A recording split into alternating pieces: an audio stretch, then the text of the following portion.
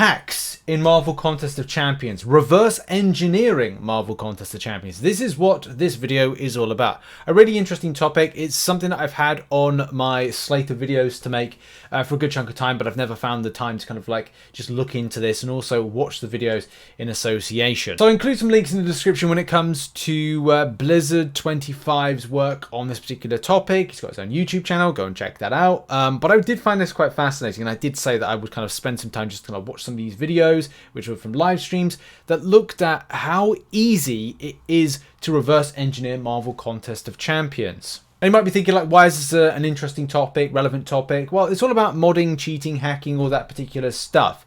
They've got to do it somehow, and it's not so simple as downloading something, which you can do, by the way. You can download something that's just going to be like a straight hack for the game. But there's ways that players or coders, hackers, whatever, have gone about doing this particular methodology, and how they end up kind of like able to hack at the source code Marvel Contest of Champions. And I found that this particular process, which doesn't show you all of it, and I'm not like saying go out and do it, but it's interesting to look at how flimsy Kabam's system is to allow people to hack access source code and make these particular hacks and stuff like that. At the end of the day, this particular stuff can be found anywhere, literally anywhere. And look, people have been doing it in Marvel Contest of Champions for years.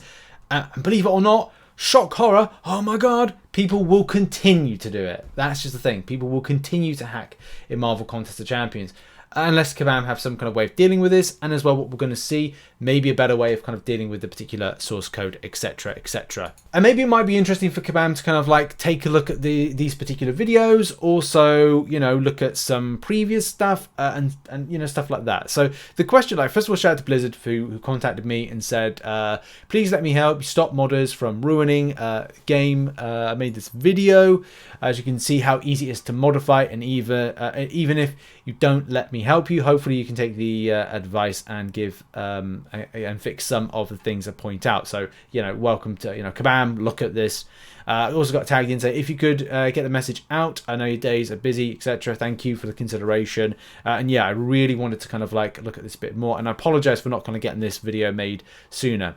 Going to give a watch today, as I said, but I did ask the question out of curiosity: other mobile games able to reverse engineer in the same way, like COD Mobile, Clash games, Pokemon, etc. And as Blizzard kind of responds back, because that's really important about like mobile games, like if they're built using Unity, yes, although typically there's a lot more protection which requires additional reverse engineering methods. There are other ways to reverse engineer mobile apps not using Unity, though. The point of the video is to point out the massive lack of security from Kabam's perspective, and also there's lots to kind of go over. There's 3 parts to the videos, which I've put the links to in the description down below, which you can go and check out. And as I said, it's really interesting to learn this, especially because it just does showcase the extent of what is relatively easy to do to access these particular codes, whether or not you are, first of all, getting the APK, running some very free software which you can get from literally anywhere. Get the software, and then you're able to extract from the APK of Marvel Contest of Champions and literally take it from there to literally extract everything. And as we've kind of like, we learned in this particular video, it's unpacking and code browsing of Marvel Contest of Champions. That's the part 1. Getting the APK, it is really straightforward, and literally you can pick that up by just, yeah, and then it kind of spirals into what you can do from there. And running it through this particular software, which, as I said, you can get for free, you can literally just strip everything down and unpack. And this is the thing, where a lot of these hacks are created, you can like see the thing stripped down to points of like, okay, like crit damage in certain areas. This allows for certain tweaks, changes, and other stuff, which then kind of allows you to build on hacks and other things like that. As I said, like these particular videos don't give like how the process is. It just says like, you know, this is what you can get like codes wise and browse stuff, and then there's other stuff from there, like, you know, you can go, oh well, that's a new champion, you know, that's coming into Marvel Contest Champions and stuff like that, and how other people in the past. And as I said, like that this is how like hacks are created for different games, not just saying MCOC, but this is a very much kind of like easy to grab type source code, and this is why, as we said in the past, like Kabam being so hackable, and Marvel Contest of Champions has been so hackable because I don't think a lot of things have changed. Like, I don't know whether or not Kabam can create stuff that adds more security to it in order to not allow these things to then stop things like hacks, etc. But yeah, it's where like a lot of things that we've seen in the past, from things you can download and which will tweak certain things when it comes to the coding and how we look at things like in Invincible Champions, etc., have kind of like ruined things like Battlegrounds. This is why it's important now. This is why we're mentioning this, and this is why this video is being done by Blizzard, and why we'd hope that kind of like, you know, Kabam would take consideration. And this is why I hope that the new person appointed by Kabam is looking at, because this is where it all starts. That code is grabbed, well, I assume actually, code is grabbed and then exploited and changed, and then from there, it's then when you start seeing these exploits from modders, hackers in things like Battlegrounds and content where you just don't want to see it when it's player versus player. The one thing that Blizzard does point out, and apologies for all these kind of like this white screen right here, but this particular file right here has an intense amount of kind of like data. This is metadata, and he even says like he's unsure why this why it's not encrypted. Now,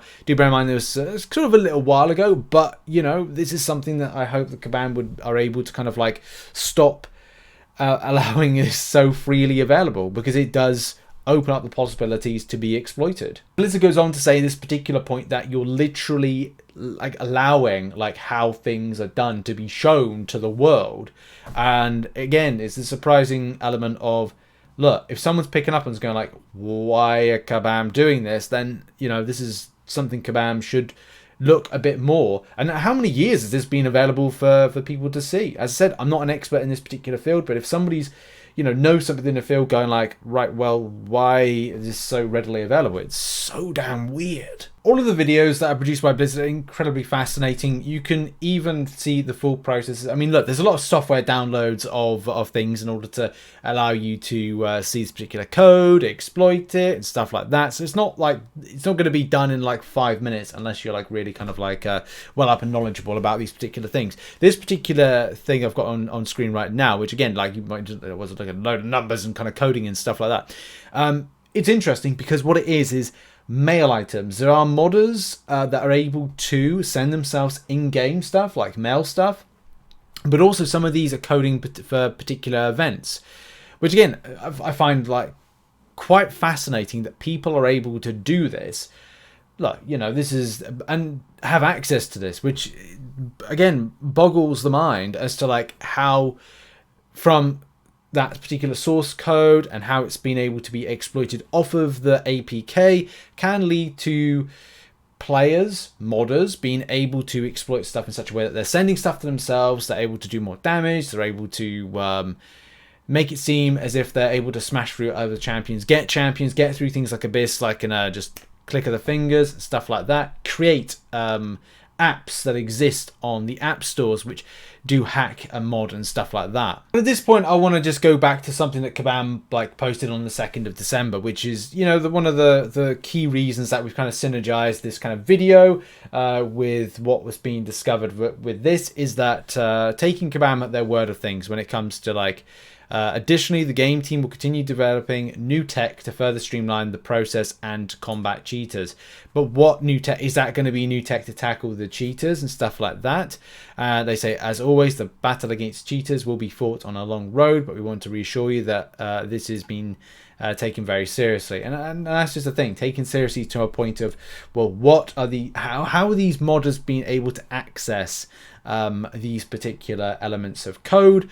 And we can see back on November 22nd, is about, you know, well over a month ago, or just about a month ago, it was still very easy to get that code to make whatever mods that could be loaded with the game. So as I said, this is a very interesting video to go on and kind of look at. I'm sure there's going to be people saying, oh, you know, why did you give light to kind of the process of doing it?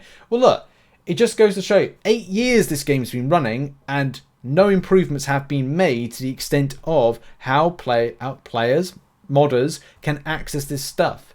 So this is up to Kabam to look at these methods, and you know, if an encryption can be done, if something different can be done to tackle the ways that people are doing this, maybe one, maybe many methods, and this may not be the only method of access, then it's definitely on to Kabam to take a look at it and tackle it. Granted, they may not say they're dealing with it, but as I said, this has been 1 month ago that this was still being accessed as a thing. So yeah, I thought this is a very interesting kind of topic to go on and have a look. Thanks to Blizzard for, you know, showcasing this. And yeah, check out some other content. Your thoughts in the comment section about this particular subject, and I'll see you in the next video whenever that'll be. Cheers. Bye bye.